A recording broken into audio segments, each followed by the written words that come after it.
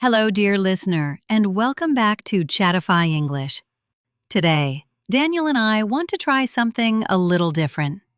Imagine this. You wake up in the morning and your phone is not there. No buzzing, no notifications, no glowing screen. Just you, the quiet room, and the start of a new day. That sounds strange. I think the first thing I usually do in the morning is check my phone messages, social media, sometimes even the news. Yes, many of us do. Our phones are like little alarms that pull us into the world before we've even opened our eyes fully. But what if, just for one day, we didn't? What if we gave ourselves the gift of a quiet morning? I wonder how that would feel. Maybe peaceful, but maybe also a little empty. That's honest, Emma. At first it can feel strange, even uncomfortable. But sometimes in that quiet, something new appears. Instead of rushing into messages, we can notice the sunlight through the window or the sound of our own breath. Have you tried it, Emma? Yes. I remember one morning when I left my phone in another room. At first, I reached for it automatically. My hand almost didn't know what to do. But then, I just lay there. I listened to the birds outside. I stretched, slowly. And for the first time in a long time, I felt like the morning belonged to me. That actually sounds nice. I usually feel rushed in the morning, like I have to jump into the world right away. But maybe without my phone I could start slower. Exactly. The morning sets the tone for the whole day. If we begin in quiet, we carry that calm with us. But if we begin with noise, our minds feel noisy too. You're right. Sometimes after checking my phone, I already feel stressed before breakfast. Maybe I need to try this. Even just one morning can be a gentle experiment to see what happens when you wake up to your own thoughts instead of the world's demands. I think I'd like to try. It might feel strange at first, but maybe also free. That's the invitation of a phone-free morning, to give yourself back those first quiet minutes of the day. Daniel, after that quiet start in the morning, the day continues. And without a phone, even the most ordinary tasks can feel surprisingly different. Different how? I mean, daily tasks are just boring sometimes. Washing dishes, eating lunch, waiting for the bus. That's exactly when I grab my phone. Yes, that's true. But imagine this. You're washing dishes, and instead of holding a phone in one hand, you're just there.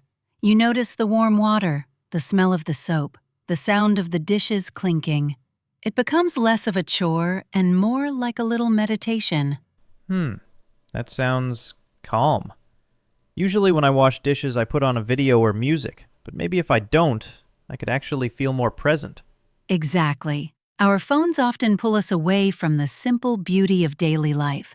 Without them, even eating can feel different.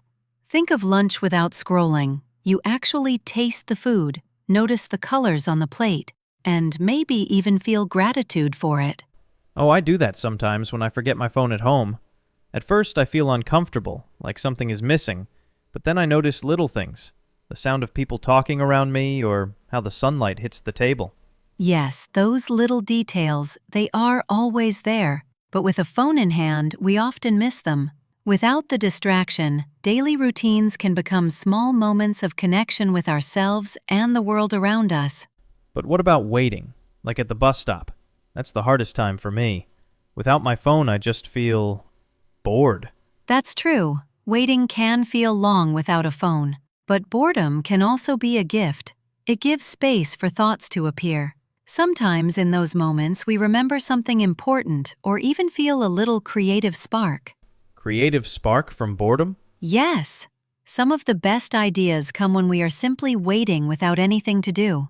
Our minds wander, and suddenly we see things in a new way. That's interesting. I think I usually push boredom away as fast as possible, but maybe I'm missing something. Exactly. Without a phone, daily tasks and even boring moments can become invitations to notice, to breathe, to imagine. So maybe being present in daily life is like discovering a hidden world, one that was always there, but I was too busy scrolling to see it. Yes, Daniel, a hidden world in plain sight. Something interesting happens when we put our phones away. We suddenly have more space for real conversations. You mean like face-to-face talking? Exactly. Think about the last time you had dinner with friends. Was anyone checking their phone? Oh yes, always. Even me. Sometimes I catch myself nodding while scrolling. I feel bad later, like I wasn't really listening. I think many of us do that. But when the phone is not there, we give each other our full attention. We look into someone's eyes. We hear the little pauses, the tone of their voice. It creates a deeper connection. That reminds me of one time my phone battery died at a cafe. At first I felt nervous, like I was missing something, but then I talked with the person sitting across from me. Really talked.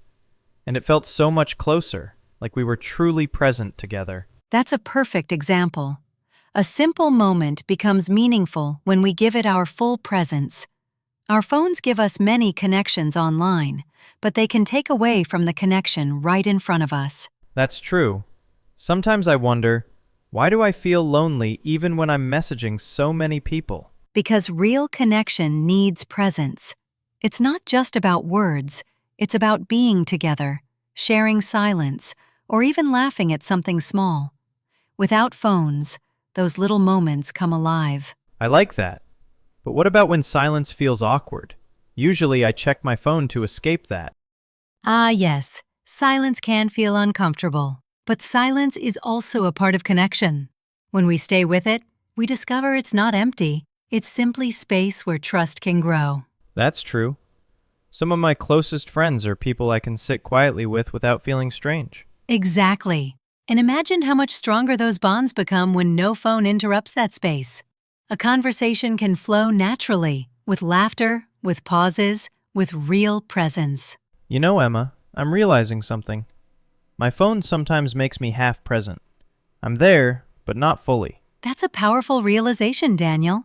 And maybe even one evening without a phone at the table could open the door to deeper, warmer conversations. I'd like to try that. Just me, the people I care about, and no glowing screen between us. That sounds like a true connection, one conversation at a time. Daniel, earlier you mentioned how waiting without a phone can feel boring. Let's sit with that idea for a moment. Silence, boredom, and what it can bring us. Honestly, Emma, boredom is something I usually try to escape as fast as I can. If I'm waiting in line or sitting on the bus, my first thought is, where's my phone? Yes, that's such a common habit. But boredom, when we allow it, can actually be a doorway to creativity. Creativity? You mean like drawing or writing? Not only that, creativity can be small, everyday ideas. For example, when I was sitting quietly without my phone, I suddenly remembered a recipe I wanted to try. Another time, I came up with a gentle solution to a problem at work. My mind had space to wander, and new ideas came like little gifts. That's interesting. So maybe silence isn't empty. It's like a blank page where ideas can appear. Exactly. Our phones keep us busy, but creativity often needs space. It grows in the pauses, in the quiet moments when our thoughts can stretch and play. That makes sense. Actually, now that I think about it, some of my best thoughts came in the shower when I had no phone. Yes, many people say that. The shower, a walk, washing dishes. These are phone-free spaces, and they often become creative spaces too. So maybe boredom isn't my enemy. Maybe it's a hidden friend. Beautifully said. But of course, at first, boredom feels uncomfortable. It can bring up restlessness, even anxiety. That's natural. But if we stay with it a little longer, it softens. And that's when imagination begins to bloom. You know, when I was a child, I used to spend hours just daydreaming. I would look at the clouds and imagine stories. Maybe I lost that because of my phone. I think many of us did. Phones gave us endless entertainment, but they also took away the gentle art of daydreaming. And daydreaming is not useless. It's the soil where creativity grows. That makes me want to try it again. Maybe next time I'm waiting for the bus, I won't pull out my phone. I'll just look around and see what comes. That sounds like a beautiful experiment. Who knows what ideas, dreams, or even quiet joys you might discover in that silence? Maybe boredom is just an invitation to imagine, to create, or simply to be. Yes, Daniel. And when we welcome it, life becomes richer in surprising ways. Daniel, We've talked about mornings, daily tasks, connection, and even boredom. But what about the evening? Those quiet hours before sleep when the day is ending? Evenings are the hardest for me. I often spend hours on my phone before bed, scrolling, watching videos, reading things I don't even remember later. Yes, I think many people do the same. But without a phone, the evening becomes something else. It becomes a time to rest deeply, to close the day with peace. What would that look like? Just no screen? Yes, and something gentler instead. Maybe reading a few pages of a book, writing in a journal, or simply reflecting. What was good about today? What can I let go? These small rituals calm the mind so sleep comes easier. That sounds really different. When I use my phone late at night, I notice my mind feels noisy even when I try to sleep. Exactly. The blue light of screens, the endless information, they keep our minds awake. But when we end the day with quiet, we tell our bodies, it's time to rest now. So without my phone, bedtime could feel more like a gift, not just the end of the day. Yes, it's like closing a book with care instead of dropping it on the floor. A calm ending prepares us for a new beginning tomorrow. I like that image. Maybe tonight I'll try leaving my phone in another room. Just me, my thoughts, and maybe a notebook. That sounds wonderful, Daniel. And perhaps you'll notice something simple but powerful. A lighter heart, a deeper sleep, and a gentler morning waiting for you.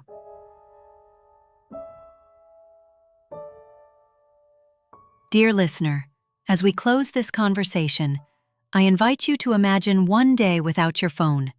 Not forever, just one day, morning to evening.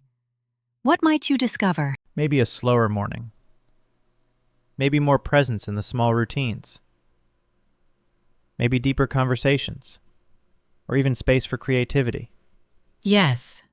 And perhaps at the end of that day, a feeling of peace. A sense that you lived more fully in each moment. I think I'd like that. And maybe our listeners would too. So until next time, may your days be filled with presence, your conversations with connection, and your evenings with peace. And maybe, just maybe, a little less scrolling. Yes, Emma. Thank you for joining us in this cozy reflection. We'll meet you again soon, right here on Chatify English.